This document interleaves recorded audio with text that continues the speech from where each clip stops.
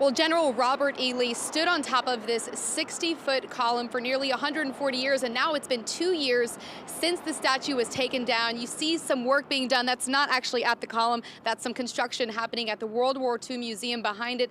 And since there has not been any work done, and a lot of people are wondering, will anything ever replace the statue, and will the name of Lee Circle ever change?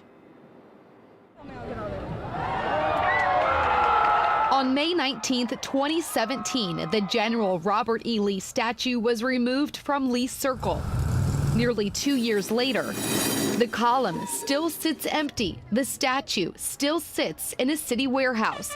It was the last of 4 Confederate monuments removed from prominent public spaces in 1 month under the Mitch Landrieu administration. The city does not need to honor any of these Confederates. Malcolm Suber with Take 'em Down NOLA has since submitted a proposal to the city to rename the circle. We think it's very incongruent that we would take down the statue but leave the name. Lee Circle was a symbol of unity. Frank Stewart was part of the monumental committee to try and keep Robert E. Lee in its place. He met with Mayor LaToya Cantrell this January to discuss his idea to name it Victory Circle. This would honor those killed in action, missing in action, Purple Heart recipients, and Gold Star families. We should use monuments to represent people who played a very important part in the history of our country. Landrieu helped to develop a project called Paper Monuments to help answer what's next.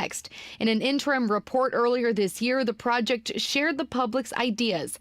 They range from giving the circle its former name to Voley Circle, renaming it the Circle, St. Charles Circle, even Drew Brees Circle. A final report is expected to be given to the city this month.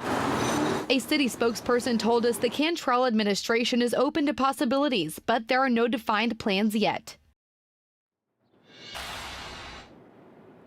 Louisiana Lieutenant Governor Billy Nungesser recently said he wants to move the statues from the warehouse to a city park. There are also proposals to move the statues to a museum, but no agreement has been reached.